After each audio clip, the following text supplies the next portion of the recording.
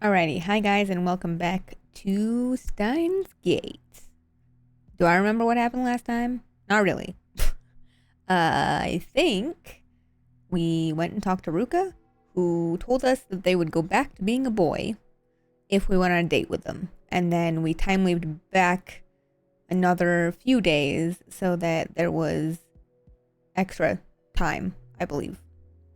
Also, yes, I know I look different. We're trying out this model for now. So, if you guys are confused, it's still me. Hi, hello. I'm still Sokane. But, we're trying some stuff out. So, we shall see how this goes.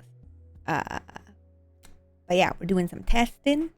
See how I like this model. This is from Hyper. And I really like the tracking. The mouth tracking is just way better than any model I've ever had. And, you know, the hair's fun. I'm not really a fan of pink, but hey, here we are.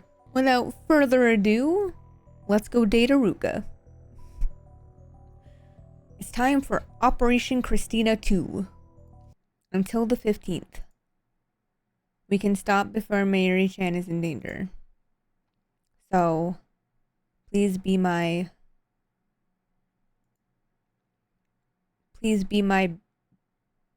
end. Boy end. Please be my boyfriend. Same as before. Only this time, I have to be her boyfriend for 4 days instead of just 2. I guess you could say it's a bold proposal. Fortunately, I came prepared. It's time to set Operation Christina 2 into motion. Operation Christina 2? What? Last time, things got complicated when I added that experiment-loving girl to the conversation. This time, I had her watch things from the shadows near the staircase. Excuse me, I need a moment. Oh. I turn my back to Rikuko and call Kirisu. Sup, you filthy normal? Who's a normal? Think about how I feel for once. Did you hear what Rikuko said just now? No, fill me in. You weren't listening? How am I supposed to listen from all the way over here? She confessed, until the 15th, then back to manhood. Roger. And why are you asking me? Just grant Irushibara's-san's wish. But it's Rukiko. What's wrong with her? I mean, look how cute she is. But she's a... Her being a guy might just be your imagination. From my perspective, she's always been a girl. Just give up. Bye. Wait. She hung up. Damn, why did I even bring her along? What a useless assistant. She's not really useless, man. I stuff my phone into my pocket and head back to Rukiko. Were you on the phone with Makise-san? Oh. Yeah. Oh. You looked like you were having fun. Nonsense. Is this pressure? Is she applying psychological pressure? So, Rikuko fidgets restlessly. Your answer? Please be my boyfriend. A 4-day trial relationship. Will those 4 days feel long or short? I mean, sure, Rikuko's cute. She's very slender and delicate, especially around the waist, and her skin is as white as alabaster. Even when Rikuko was a guy, I occasionally found myself mesmerized by his girlish demeanor. Biologically, the current Rikuko is a girl, so even if we do stuff, there shouldn't be a problem. Okabe. Dude. Stuff.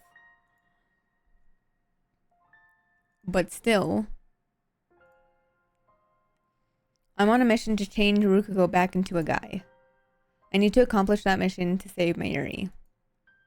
If I go out with the girl Rikuko and fall in love with her, then will I be able to treat guy Rikuko like I used to? If I forget he's a guy and lose my self-control, it could result in complications. Complications, is that what you're calling it? Going out with the current Rukiko isn't the problem. I mean, I still have my reservations, but cuteness is justice, right? The real source of my hesitation is the thought of what happens afterwards. The problem isn't Rukiko, but my own heart. Besides, I'm supposed to be saving Mayuri, not going on dates. But on the other hand, Rukiko's cooperation is essential to save Mayuri. I mean, you just need the pager number. I won't get anywhere if I reject Rukiko and make her cry. For the sake of my goal, I must overcome the problems of my heart. I'll do it. I'll take Rukiko's deal. But if we're going to do this, I tell myself, there's one rule that you must follow. You must not fall in love with Rukiko. Okay. Even if it means trampling on her heart, you must not fall in love. Fall in love and you could end up walking the forbidden path. Rukiko is a guy. A guy. A guy. A guy. Guy. Yes, Okabe, we get it. And don't you forget it.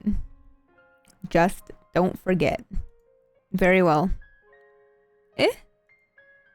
I'll go out with you, but only until the 15th. Tears immediately fall from Rukiko's eyes. Why are you crying? I'm happy. I was sure you'd say no. Thank goodness. Thank goodness. Her face is red and her eyes are wet with tears. Yet she's really happy. Seeing her like this, all shy and embarrassed but happy at the same time, makes me feel... Okabe? She's too cute. I mustn't fall in love, but I'm about to. Wow, that fast? Damn. Why does every single one of her actions have to be so cute? She must be doing it on purpose. There's no other way. Rukiko's cuteness is a terror of the universe. Okabe-san? What? Rukiko wipes her tears away. Tomorrow, at the... Da? What does she mean by da? Please, take me on a date. What did you say? A date? True, when a couple goes somewhere together, that's called a date. It would really be a dick move if I refused to go on a date right after we started going out. Kinda, yeah. Okay, but where? Eh? Doesn't look like she's got a place in mind. I want to go where you want to go, Okabe-san. I want to know more about the places you frequent, Okabe-san. So in other words, she wants me to decide for her? It's really unfair to be so cute. People will forgive you for anything you say. I scratched my head and thought. Then I'll come up with something by tomorrow. For now, I just want to get out of this sickeningly sweet atmosphere that's brewing. We arrange to meet tomorrow morning, then I quickly leave the shrine behind. I breathe a sigh of relief at the sparsity of pedestrians on Monsebashi Bridge? Well? Kurisu was walking behind me. She was completely useless. Did you agree to go out with her? Well, I can kind of guess based on Urushibara-san's reaction. Wait, you saw that? You told me to watch, didn't you? Oh yeah. I was expecting her to give advice. I guess I should have known better. We're going on a date tomorrow. Yeah? Kurisu makes a small nasal sound. She hasn't been making eye contact. Our insane mad scientist is dating a high school girl. That's not insane at all. Damn you, Kurisu. Must you always be so cynical? Let's just forget her and get to the lab. But just as I quicken my pace, she grabs my shoulder and pulls me back. I almost fall down backwards. What was that for? Sorry, I didn't mean to be snippy. I'm just a little irritated. Kirisu doesn't tell me what she's irritated about. Instead, she starts rubbing her temples. You made this choice to save Mayuri, so I'll change my way of thinking too. Anyway, do you have any plans for your date tomorrow? Date plans. I told Rukuko I'd come up with something by tomorrow. So far, I've made no progress. I can't help but feel uneasy about the whole thing, even though I'm doing it to save Mayuri. Well, do you? This calls for Hoin Kiyoma. I have only one thing to say, assistant mine. I am the great Hoin Kiyoma, a mad scientist with an IQ rivaling that of Isaac Newton himself. And? Naturally, as a mad scientist, I have no interest in this thing mortals call love. My incredible brain is devoted to the destruction of the system that controls the world and the birth of a new age of chaos. You're obviously a virgin, thank you very... Huh? Pretend you didn't just hear that. But I liked it. It was funny. Damn you, assistant. How dare you point out the truth so bluntly. I won't forget this insult. Wow, guys, did you know that being called a virgin is an insult? Sorry. And what about you? Your experience must be vast indeed if you think you can lecture me about it. Ugh. I don't miss Christina's grimace. That's what I thought. You spend all your time on your research, so you've got zero experience, don't you? You've been awfully lonely in America, huh? Shut up. What's wrong with being a virgin? Exactly. There's absolutely nothing wrong with being a virgin. Not a damn thing. I can't talk, but you know. We all are one at one point, you know? Huh? Whoa. The genius girl who cried version at the center of Akiba. I wouldn't be surprised to see it plastered across the blogosphere. Thankfully, it's early morning and there are still a few pedestrians grinning at Kirisu. Let's get out of here. Kirisu starts to hurry away. Well, what's important for a first date is to make a good impression. An unclean appearance is out of the question. A haircut is especially important. Long hair looks dirty, so it's no good. For clothes, you should wear something exactly the right size. Though it may be trendy, especially in Akiba, for young men to wear baggy clothes, it looks sloppy, so it's not good. Why exactly am I in a maid cafe, getting date advice from my younger assistant, who's also a girl? On the first date, conversation tends to break due to mutual nervousness. What's important is to play conversation catch. One-sided conversations aren't fun for the other side. Girls especially like to talk, so the guy should try and keep the conversation going. Not just by listening. Throwing in appropriate responses is also necessary. Responsiveness gives the girl the impression that you're really listening to her. Basically, you need to be the opposite of yourself. Anyway, focus on acting normal for now. No more of that idiotic laughter.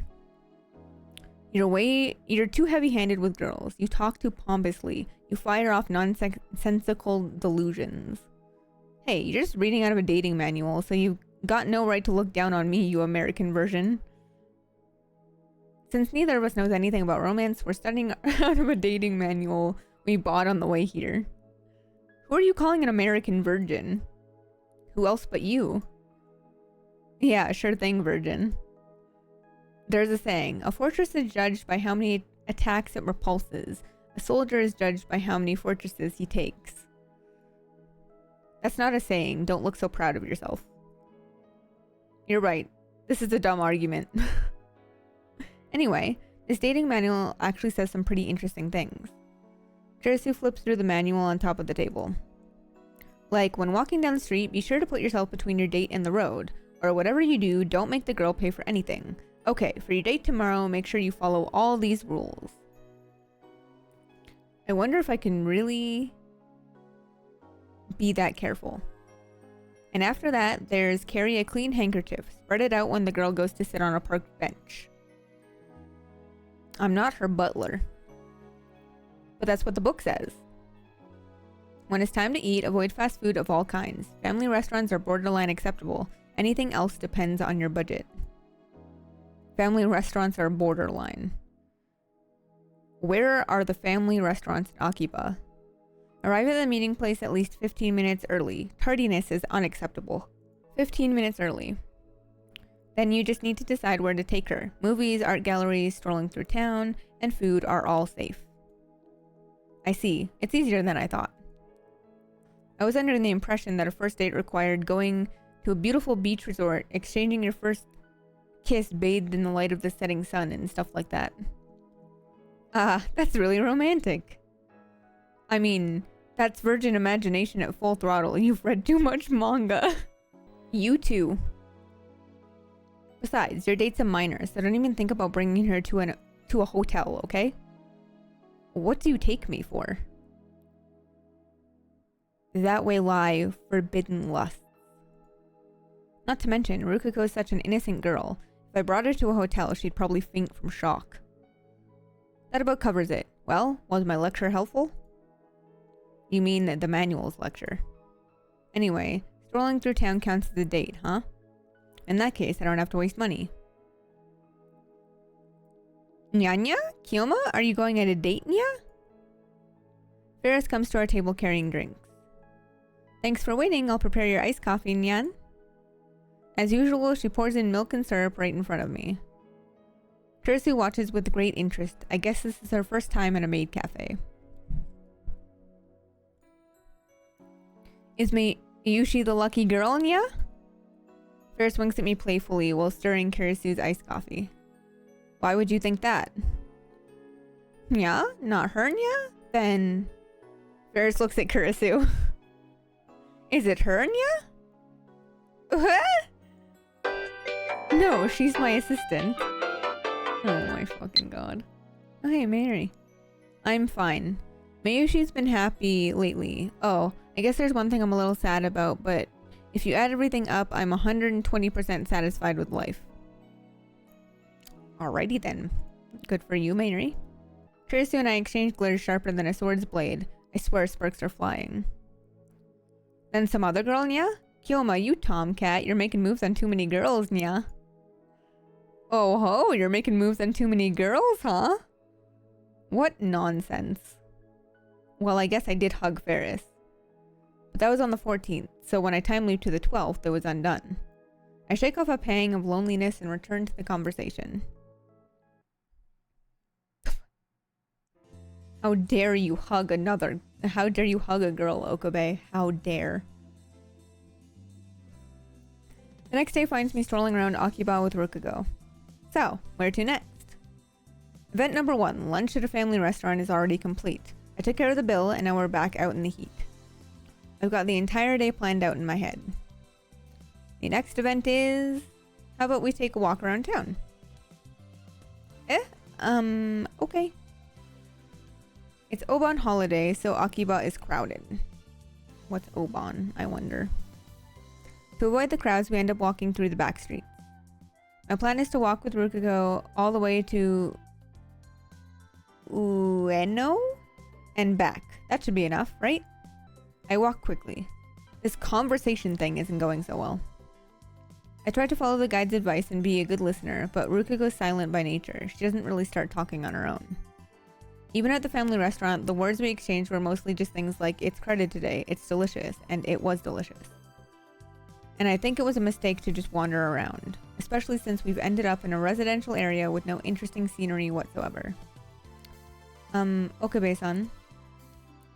Rukugo speaks up. She's a few steps behind me. Yeah? I stop and turn around. Rukugo catches up and we start walking together again. Do you remember?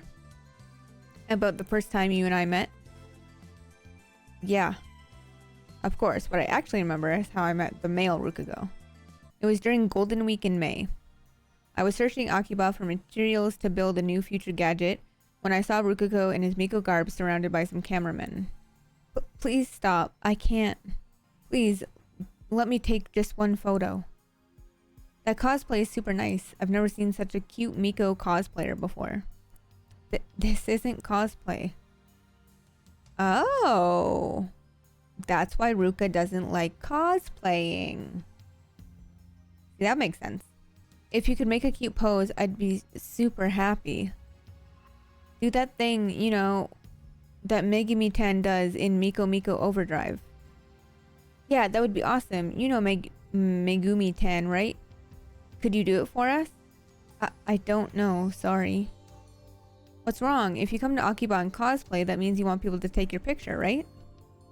That's right, or are you rejecting us because we're losers? No, it's just, this isn't cosplay. To be honest, the Miko garb fascinated me. Because Miko are sacred, chosen to serve the gods. I know college girls are doing it for money these days, but as far as I'm concerned, that's sacrilege. As is demanding a photograph As is demanding to photograph a sacred Miko. I couldn't let it pass. You with the cameras. Eh? Who are you? Who am I? I am the great Hoin Kiyoma, bearer of the mightiest brain since Einstein himself, the insane mad scientist who will bring chaos to the world. Muhahaha. What's with this guy? He's nuts. Stop right there. This Miko clearly does not want your attention. Get out of here, Chunny Biu. You trying to be cool and save a girl for smecks in return? You're just another pervert. Smecks? Really? What? Look in the mirror when you say that. You're the ones harassing this frail girl, forcing her to take perverted pictures. Have you no otaku pride? I'm a cameraman who frightens a sacred Miko is no cameraman at all. He's nothing but a low-life scum, unfit to walk the holy streets of Akiba. What? Everyone's aiming for low-angle shots of cute 3D girls. Amateur cosplayers should take what they get. When you cosplay in Akiba, you're asking to get photographed. That's how it works. What? No. Just because you cosplay does not mean you want your... What? Bruh. No, I'm... a guy. Instantly, our jaws dropped to the ground. So there's no point in photographing me. Rukugo murmured sadly. Really? No way. Someone this cute can't be a guy. I am a guy. I even have an Adam's apple. Rukugo lifted his chin a bit, exposing his pale neck, sorry. That gesture was really sexy, but there was indeed a lump on his neck. What? Then you got one down there too? What? Rukugo nodded reluctantly. He was already crying by that point. And so were the cameramen. What the hell? This is fraud. What kind of guy wears Miko robes? You some kind of pervert? Thank God I didn't take a picture. I feel tricked. They left the place, mumbling complaints all the while. Those bastards were a disgrace to otaku everywhere. Daru would have said something like, someone this cute can't be a girl. So you're a trap? Awesome. Daru is the true otaku. Thank you very much.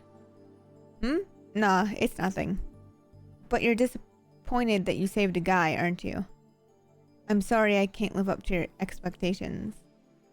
What's your name? Arushibara Ruka. Why are you apologizing? I mean, I look like this, but I'm a guy. It matters not. It doesn't matter if you're a guy or a girl. We need to work on that inferiority complex of yours. Jesus. Come with me. I shall bestow upon you a mighty gift. An item that will give you courage. I'm sure you too have noticed the true power that sleeps inside of you. What's wrong? You desire power, don't you? Power? Indeed, I can grant you power. All you need is the will, the desire, the hunger. Never again will you fear a camera lens. After that, we went to Bladeworks and you bought me Samidari. I didn't expect that. Ah, well, I didn't expect he'd actually come with me. But when he did, I realized he had potential. That's why I bought him the 980 yen, tax included, demon sword. Afterwards, Rukugo and I went through intense training to develop the Saishinzama School of Swordsmanship. In retrospect, I can't believe I said all that ridiculous stuff. It makes me want to crawl in a hole and hide. You're changing, Okabe. I was really surprised when you said it didn't matter, but at the same time, it made me really happy. It's strange, huh? Those words really moved me.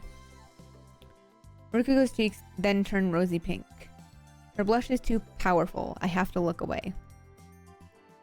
Ever since you said those words, I've liked you. Wait a second. Wait a second. Wait a goddamn second. Is she saying what I think she's saying? But that Rukugo was a guy. Does that mean I made guy Rukugo fall in love with me? My mind goes blank. Oh god. By the time I drop her off back at the shrine, I'm worn out physically and mentally. We ended up walking for 4 hours straight, which was tiring, but my mental exhaustion is greater. In the end, we didn't talk much. We just walked. Today was really fun. Really? She's just saying that out of consideration. I can tell that she's forcing her smile. All through the date, I couldn't stop thinking about the time Rukugo fell in love with me, so I barely made conversation at all. That manual was completely useless. On this world line, Rukugo was a girl from the beginning, so Rukugo's memories of when we first met might be inconsistent with mine. But even with that in consideration, Rukugo's story still felt out of place. So, Rukugo fidgets as she whispers. What is it? Well, tomorrow. She wants to go on a date again tomorrow? I mean, we are a couple and we are going out. That means we like each other and it's summer break right now, so it's natural to go on a date every day. I want to be with Okabe-san again tomorrow. Thanks. Is that okay? Of course it is. Yes, of course. Thank goodness. Rukugo smiles again. She looks so happy and relieved. Seeing her like this makes incomprehensible feelings well up inside me. Well, see you tomorrow. I feel a huge weight on my shoulders. Another date tomorrow. Tomorrow. Welcome back, Green. I love you, Mary. Die, you filthy normal. When I return to the lab, I'm greeted by Mary's smile and Daru's pure hatred. Since when does a Chunny BU patient like you rate a girlfriend? What does that mean? Rate a girlfriend? What? Whatever. It's not right, man. How'd your date with Ruka-chan go? Well, stage clear somehow. Probably. Probably not, actually. Kamima's the day after tomorrow, you know? What if you and Ruka-chan go as a cosplay couple? Maybe you can persuade her to go now that you're her boyfriend. She never says yes to me, and I've asked her so many times. But if Ocarine asked her, I'm sure she'll say okay. I refuse. Why? Because Kamima is on the 15th. Mayuri is fated to die that night. How am I supposed to spend the hours before her death cosplaying at Kamima? To be honest, I don't get this dating thing. Get? Ocarine, you idiot. Those worlds are an insult to virgins the world over. Apologize. Apologize to the virgins. Just think about it. All you do is walk, eat, and go home. And the whole time you have to worry about what your partner is thinking. What's fun about that? He's got a point. Don't say that, Ocarine. You'll make Ruka-chan sad. Mary's expression is uncharacteristically serious. I cannot words today. Jesus. You know, just being with the person she likes is enough to make a girl happy. That's all she really needs. Doesn't being together make boys happy too? If not, that makes Mayuri sad. Why would that make Mayuri sad? Ocarine's the minority. I mean, dates are a great opportunity for H scenes. Huh? You're an idiot. Come on, holding hands and stuff is pretty H, isn't it? The fuck is H? Taru. What does H mean? Is that a rating? And when you're arm in arm and her boob hits your elbow, that's super mega H. Oh my god. What the fuck is H? And then at the end of the date, you kiss, right? Damn you. Death to normals. You play too much eroge. Hey. When did Ruka-chan fall for Ocarine? When? Well... I was really surprised when you said it didn't matter, but at the same time, it made me really happy. Ever since you said those words, I've liked you. I think back on what she said. Something still feels off about her story. I said that Ruka's gender didn't matter. I remember that clearly. But I didn't say that. But didn't I say that because Ruka was a guy? Right, that doesn't make sense. Now I know what feels out of place. I wouldn't have said that to a female Ruka, so why does this Ruka remember what I said back then? I recall what happened with Ferris. I remember, Nya. The wish Ferris made was to save Papa, who died 10 years ago, Nya. Ferris regained her memories from before she sent the D-mail. Could Ruka too have remembered the previous world line where she was a guy? That would explain everything. However, she remembers that event, and she said she liked me for it, so... Did Ruka like me even when she was a guy? I think I need to check this out. The next morning, I head to the shrine to meet with Ruka. She's already waiting in the courtyard. When she sees me, she smiles and waves her hand. Too cute. Must resist. Good morning. Morning. Where are we going today? Before that, yes? I make up my mind and throw out the question. Do you have any memories of when you were a guy? Ruka twitches for a moment, and then she hangs her head. No, I don't. Really? Ruka just nods stiffly. I consider a more forceful approach, but the words of that dating manual blaze inside my head.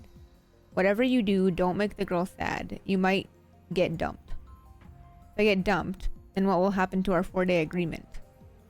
Ruka might refuse to turn back into a guy. No, Ruka's not like that. Mary's life hangs in the balance, so I'm sure no matter what I say, she'll turn back. Or is it naive of me to think that? Either way. Even though I'm doing this to save my Yuri, I can't just trample on Ruka's pure maidenly heart. Neither one of us speaks. Mutual distrust, suspicion, discomfort. One word could shatter our temporary relationship. Ruka is the first to break the suffocating silence. I'm sorry. Let's cancel today's date. Ruka bows her head and goes back into the shrine office. I hurt her. I feel guilty, but at the same time, relieved. I hate myself for it. Instead of returning to the lab, I stand on the bridge in front of the station and gaze blankly at the stream of people. Ferris might be visiting the lab. Ferris was at the lab on this day when I first came to this world line. My actions shouldn't have influenced Mayuri's, so she should have called Ferris over to show the costumes. Right now, I don't want to see anybody. I need to think. But try as I might, no ideas come. No solutions. Ruka agreed to go back to being a guy if I went out with her for a time. I've stayed faithful to that, so... Faithful? How? I just made a huge mistake back there. I've done nothing but make Ruka sad. Tomorrow. Tomorrow is the 15th, the day Kamima opens, the day Mayuri dies. At the very least, I need to make our relationship last until that evening. Tomorrow is the end. But I'm not confident I can show Ruka a fun time. Alright, so instead of fussing over a date, I'll just try something that won't make Ruka sad. The next morning, after Mayuri and Dario have left for Ariake, I head to the shrine to pick up Ruka. We hop the train at Akiba Station. When she looks askance at me, I tell her we're going to see Mayuri. Today it won't just be the two of us. I don't know what to say when we're alone. I'm afraid I'll just hurt her again. It's time to try something different. When we get off the train at Tokyo Big Sight, Rukugo stares in wonder at the scene spread before her. People, people, people. People as far as the eye can see. Welcome to Kamima, the Otaku Festival. It's the first day, so Big Sight's more crowded than usual. Sounds about right. This is my plan, to take Rukugo to Kamima. I'm not making her cosplay, of course. Rukugo wouldn't even do that at Mayuri's request, and I don't want to force her to do anything she doesn't want to. We're just here to look and have fun. First order of business is to hook up with Mayuri and Daru. Those two live and breathe Kamima, so I'm sure they'll have a lot to talk about. Conversation will flow, and I'll be off the hook. How wonderful to have friends you can count on. Of course, bringing a date to Kamima is a surefire way to earn myself the hatred of otaku everywhere, but no matter. I'll endure their contempt if that's what it takes to make Rukugo happy. So resolved, I strike out through the crowd towards our designated rendezvous point. Rukugo, clearly overwhelmed by the sheer number of people, struggles to follow behind. Shoot-through! Ocarine! Ruka-chan! Near the edge of the parking lot, I see the petite Mayuri wave her hands high. There aren't as many people here. Welcome to Kamima, Ruka-chan. Yeah, it's my first time coming here, but it's amazing. Take it easy. Where's Daru? Daru-kun's in line for promo goods. He couldn't come. He said maybe he'll join us later if he survives the battle. Damn, that means he won't join up with us for at least another hour. Couldn't he forgo the battle just this once? Rukugo's eyes dart from place to place. She's clearly uncomfortable in the chaotic atmosphere. There's still some awkwardness between us after what happened yesterday. Even on the train ride, we barely spoke to each other. What's the point of being a couple if it turns out like this? It was easier to talk when we weren't supposed to be boyfriend and girlfriend. Rukugo seems to enjoy herself more too. Was it a mistake to bring her to Kamima? Well, Rukugo didn't refuse. Even when I told her we were going to Kamima, she just nodded obediently. Mayushi will show you around, okay? There's lots of people, so we've got to be careful. First, we'll go to the cosplay area, then we'll go inside. Mayuri's more cheerful than usual. She must be happy to have us here.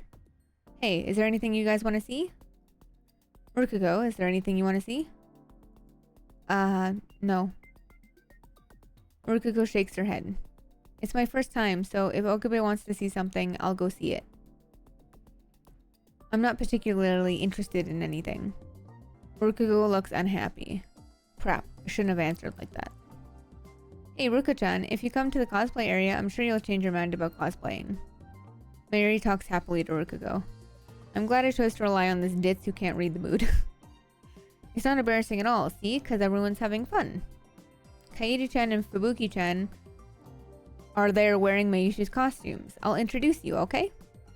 You should come tomorrow too. I'll bring costumes for you and we can cosplay together.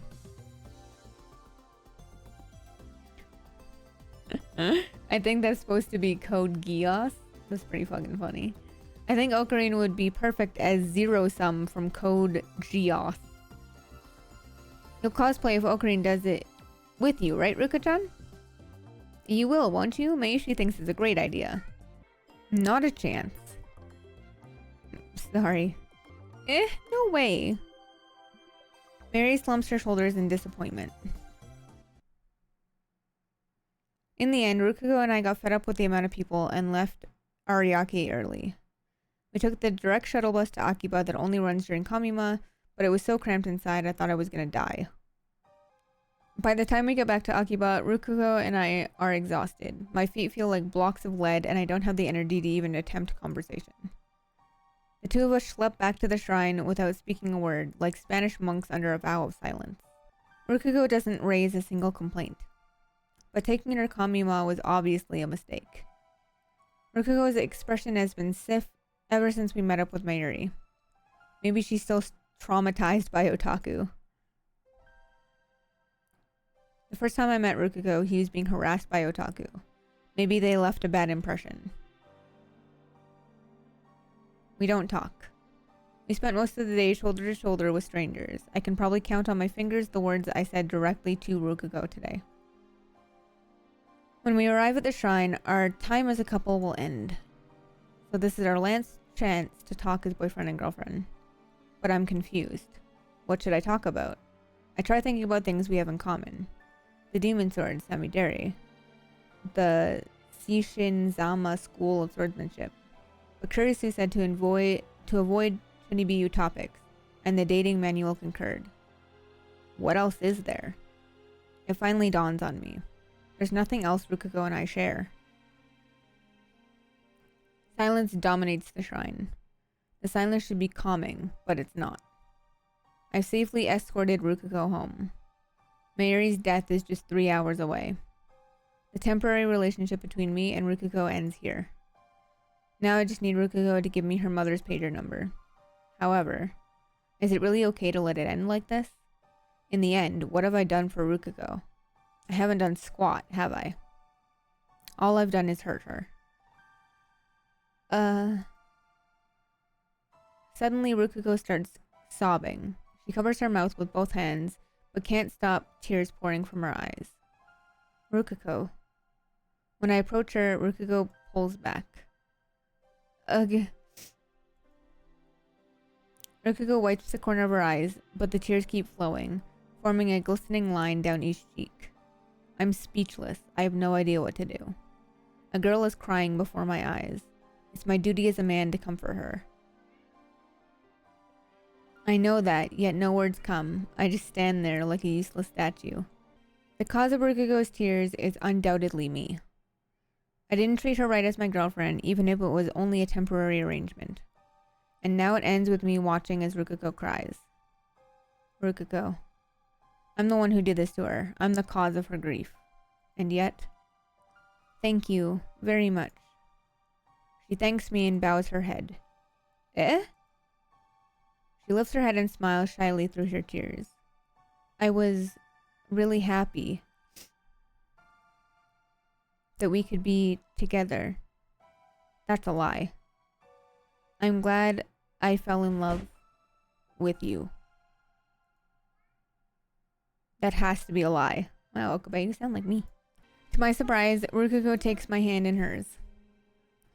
Her hand is very warm and delicate. This is the first time I've touched her since we became a couple. And it will be the last.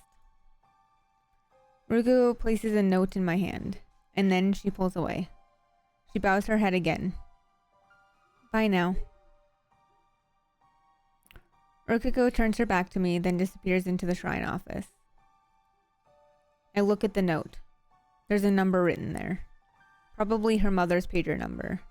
She kept her promise. But I didn't keep mine. I can't let it end like this. I run full speed back to the lab, ignoring Kurisu's calls to stop. I slap on the headgear and leap to the past.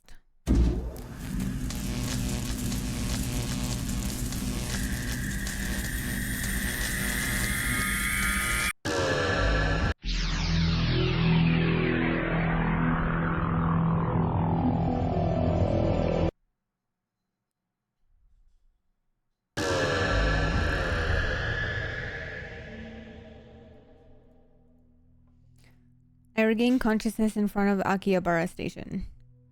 Rukuko is next to me. We're about to board the train for Kamima.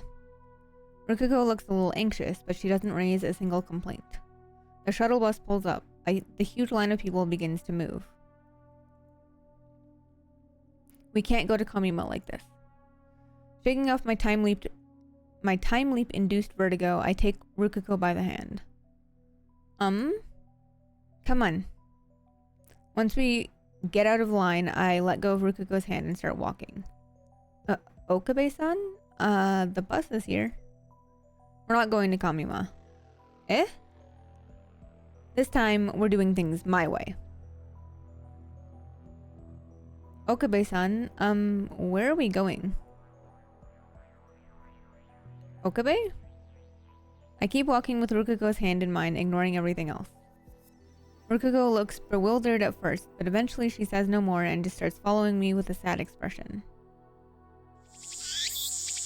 We arrive at Yanabayashi Shrine, a place devoid of visitors, where an aura of peace and dignity dominates, where the cries of cicadas resound.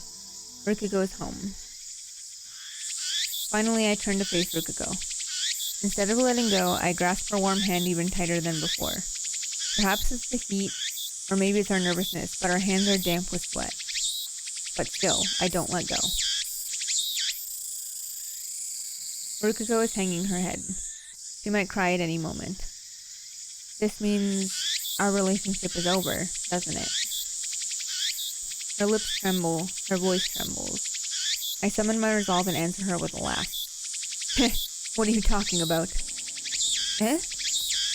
Our couple phase isn't over yet. I strike a pose and mimic a line from a popular card battling anime. Until I witnessed Mayuri's death, this is how I acted all the time. Now it takes some effort, but I still have it in me.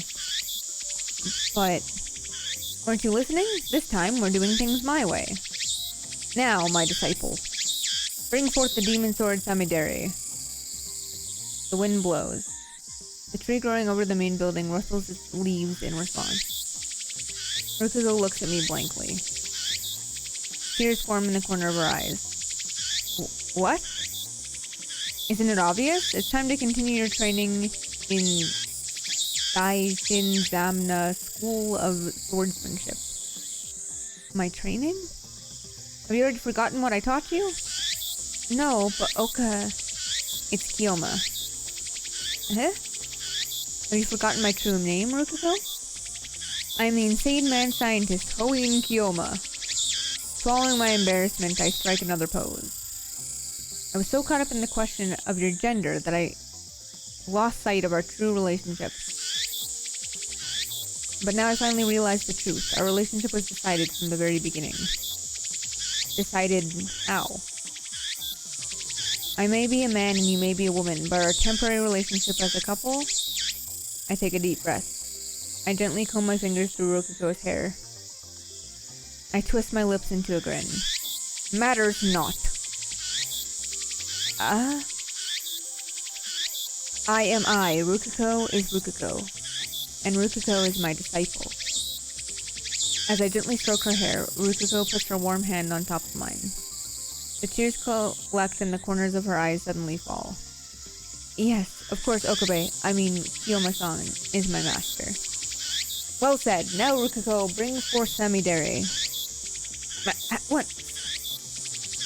Just a moment. I'll be right back. Please stay here, okay? I'm not going anywhere, so hurry. Rukugo reluctantly lets go of my hand, shyly turns away from me, and heads into the shrine office. We spend 4 hours training, just like we used to. Practice swings with the demon sword. Stories of the sword's history. Lectures on the intricacies of Daishin Zanma swordsmanship.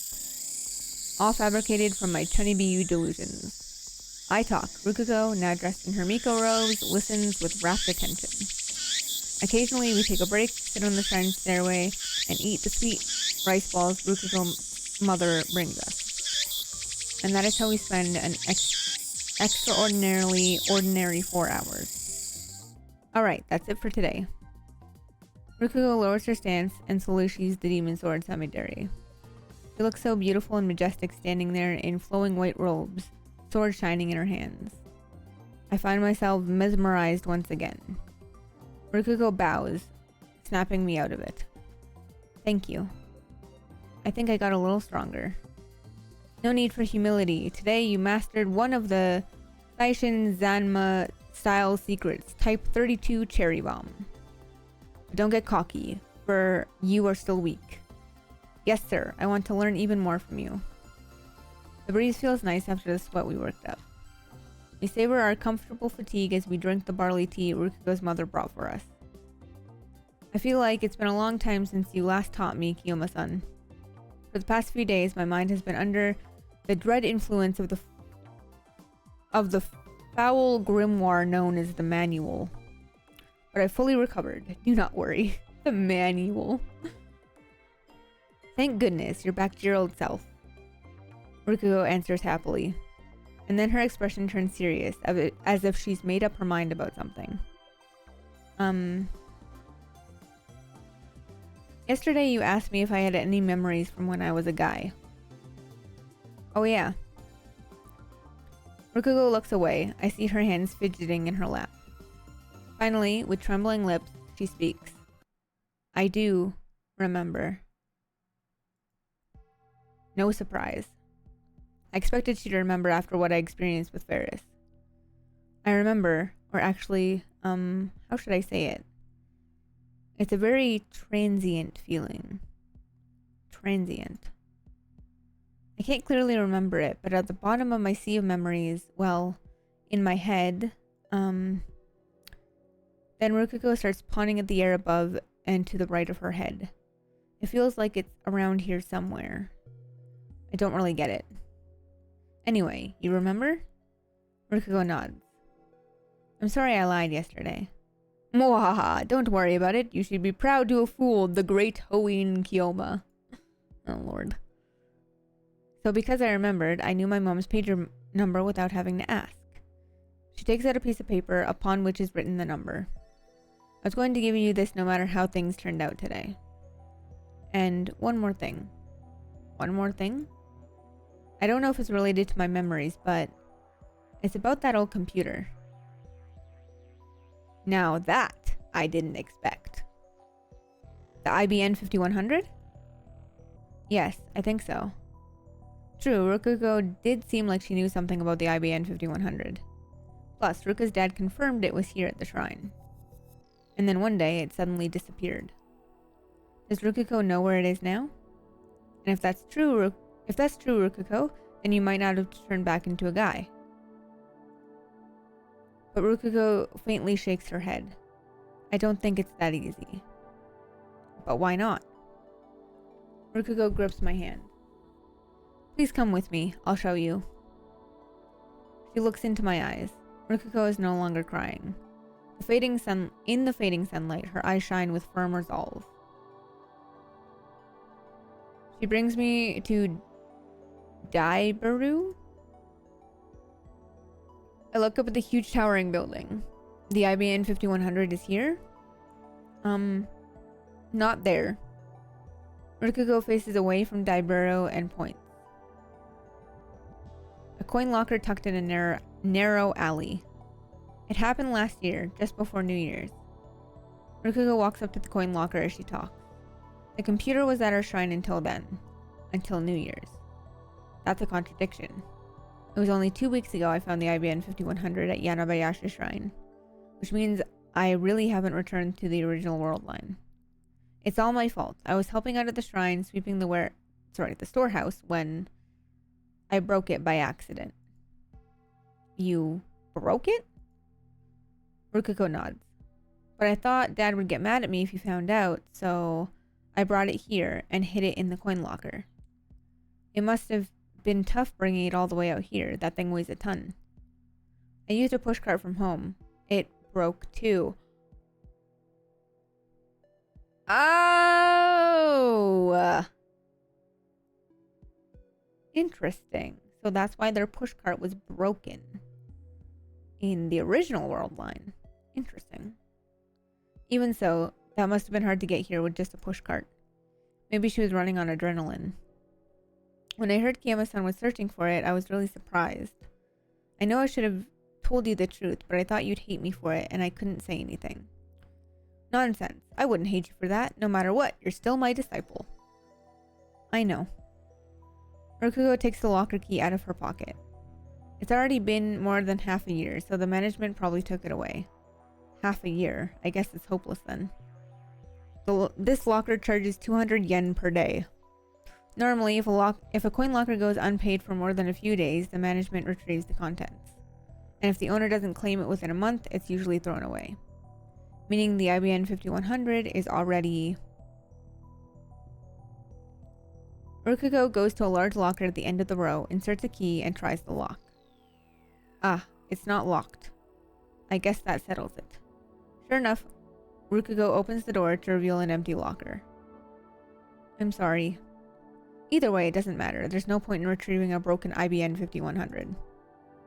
But I don't tell her that. It's not your fault. I'm the one who messed with the timeline. Everything that happened is my fault. Kiyoma-san. That's why I must bear the burden. Mayuri's pain, Suzuha's pain, Ferris's pain, and now Rukugo's pain. Something occurs to me. What if I send an email telling Rukugo not to sweep the storehouse? How would that change the world line? Would the IBN 5100 stay at Yanabayashi Shrine ready for me to retrieve in August as planned? Part of me wants to try sending that email. If it works, Rukugo could stay a girl. No, I mustn't give in to the temptation. My goal is to restore the world line, not warp it further. Fix the past to save Mayuri. That is my mission. There's something strange about my memories. Strange how? Inside my mind, there are two memories about that old computer mixed together. The first is the memory of me breaking it. The other has no memory of it at all. The male me didn't break the computer. He swept the main shrine instead of the storehouse. So Rukugo swept the storehouse because she became a girl. Because she swept the storehouse, she broke the IBN 5100 and deposited it into this coin locker. As a result, the IBN 5100 will never reach me. Is this the butterfly effect? So there's no choice. I have to go back to being a guy. There's no longer any doubt in her eyes. There's no choice. She knows it as well as I.